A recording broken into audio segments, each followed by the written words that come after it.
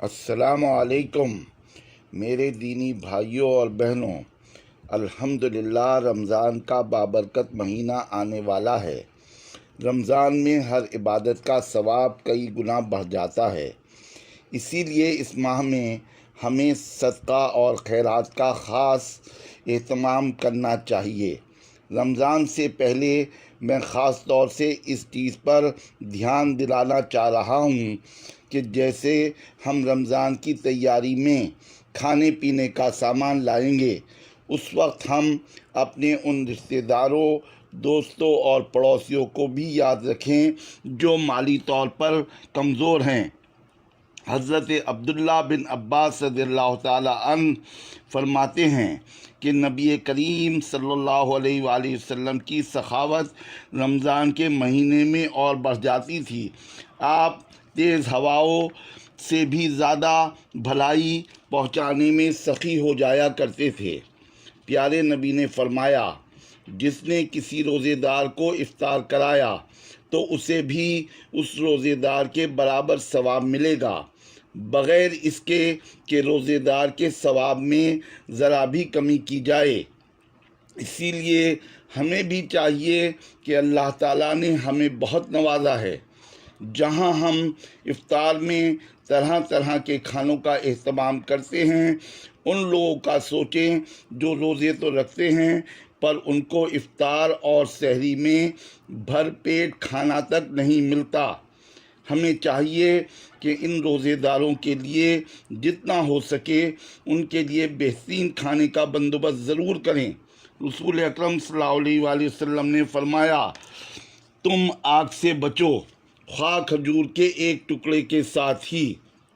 ہمارے یہاں بہت سے لوگ سوچتے ہیں کہ اگر ہم غریبوں پر خرچ کریں گے تو ہمارے مال میں کمی آ جائے گی، جبکہ پیارے نبی نے فرمایا، صدقہ کرنے سے کبھی مال گھٹتا نہیں۔ ہمارے نبی نے ایک اور جگہ فرمایا کہ اللہ تعالیٰ کا فرمان ہے، اے آدم کے بیٹے، تم خرچ کرو، تم پر بھی خرچ کیا جائے گا۔ یعنی اللہ کی راہ میں جب ہم خرچ کریں گے تو اللہ کی طرف سے ہمیں خیر و برکت نصیب ہوگی۔ رب کریم ہمیں رمضان میں خاص طور پر زیادہ سے زیادہ صدقہ اور خیرات کرنے کی توفیق عطا فرمائے، آمین۔ السلام علیکم میرے دینی خاندان کے افراد، یہ رجب کا مہینہ چل رہا ہے۔ اس ماہ میں لوگ بہت سی بدعات کرتے ہیں، خاص طور سے 27 رجب میں جو کہ آنے والی ہے۔ اس لیے قرآن و سنت کی روشنی میں اس مہینے کے بارے میں بتایا جائے۔ رسول اکرم صلی اللہ علیہ وآلہ وسلم کی احادیث کے مطابق یہ 4 حرمت والے مہینوں میں سے ایک مہینہ ہے، مگر اس میں کسی خاص نماز یا روزے کے متعلق کوئی حدیث نہیں ملتی۔ آج کل اس ماہ سے متعلق خاص روزوں یا نمازوں کے بارے میں جو احادیث سرکولیٹ یا پھیلائی جا رہی ہیں وہ سب من گھڑت ہیں۔ اس کے علاوہ اس مہینے میں کنڈوں میں میٹھا ڈال کر بانٹا جاتا ہے۔ اس کی اصل یہ ہے کہ اس دن حضرت امیر معاویہ رضی اللہ تعالیٰ عنہ کا انتقال ہوا تھا۔ اہل سبا نے خوشیاں منائی تھیں اور کنڈوں میں میٹھا بانٹا تھا۔ حضرت امیر معاویہ ایک جلیل القدر صحابی کے ساتھ ساتھ کاتب وحی بھی تھے، اور آج لوگ اس کی اصل جانے بغیر یہ گمراہی والا کام کرتے ہیں۔ پھر 27ویں رجب میں مسجدوں میں چراغاں کرتے ہیں، رات بھر جاگ کر عبادت کرنا، صبح روزہ رکھنا، یہ سب بدعت ہے۔ سب کانٹیننٹ یا بر صغیر کے لوگ یہ عبادات اس لیے کرتے ہیں کیونکہ وہ مانتے ہیں کہ 27 رجب کی رات میں پیارے نبی کو معراج ہوئی تھی۔ امام نووی رحمۃ اللہ علیہ فرماتے ہیں کہ معراج کس تاریخ میں ہوئی، اس میں صحابہ اکرام میں تاریخ کو لے کر اختلاف تھا، اور نہ کسی صحابی سے یہ ثابت ہے کہ انہوں نے معراج کی رات کوئی خاص عبادت کی ہو۔ آخر میں درخواست کروں گا کہ ہمیں وہی عبادات کرنی چاہیے جو پیارے نبی نے ہمیں بتائی ہوں۔ ہمارے نبی نے فرمایا دین میں ہر نئی چیز بدعت ہے اور ہر بدعت گمراہی ہے اور ہر گمراہی جہنم میں لے جائے گی۔ اللہ تعالی ہمیں قرآن و سنت پر عمل کرنے کی توفیق عطا فرمائے، آمین ثم آمین۔ السلام علیکم عزیز بھائیوں اور بہنوں، آج ہم رسول اللہ صلی اللہ علیہ وآلہ وسلم پر درود و سلام کی فضیلت کے بارے میں بات کریں گے۔ قرآن کریم میں خود اللہ تعالیٰ فرماتے ہیں، بے شک رب کریم اور اس کے فرشتے پیارے نبی پر درود بھیجتے ہیں، اے ایمان والو تم بھی ان پر درود و سلام بھیجو۔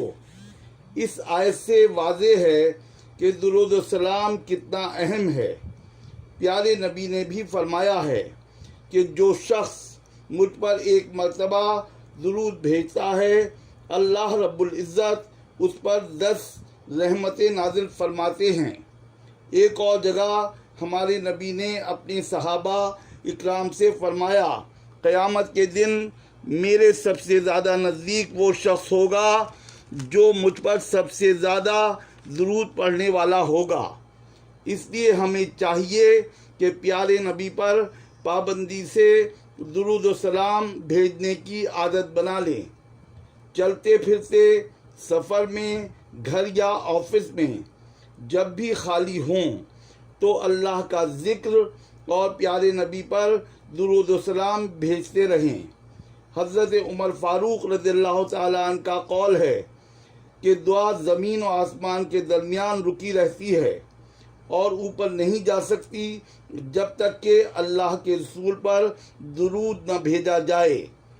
ایک حدیث کا مفہوم ہے کہ جو انسان دعا مانگنے کے بجائے رسول اکرم صلی اللہ علیہ وآلہ وسلم پر درود و سلام پڑھتا رہے تو ہمارا رب اس کی ساری دینی اور دنیاوی فکریں اور ضرورتیں پوری کر دے گا اور اس کے گناہوں کو معاف فرما دے گا۔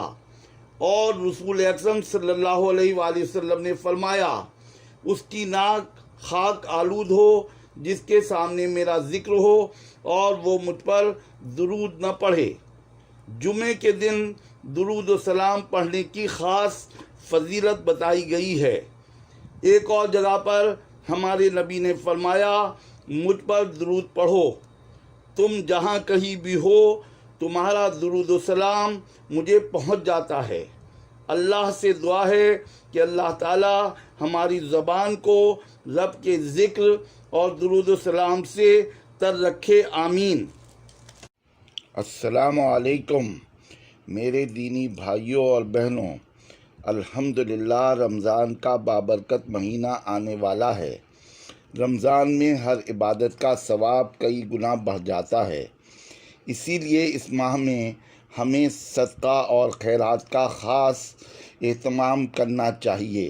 رمضان سے پہلے میں خاص طور سے اس چیز پر دھیان دلانا چاہ رہا ہوں کہ جیسے ہم رمضان کی تیاری میں کھانے پینے کا سامان لائیں گے، اس وقت ہم اپنے ان رشتہ داروں، دوستوں اور پڑوسیوں کو بھی یاد رکھیں جو مالی طور پر کمزور ہیں۔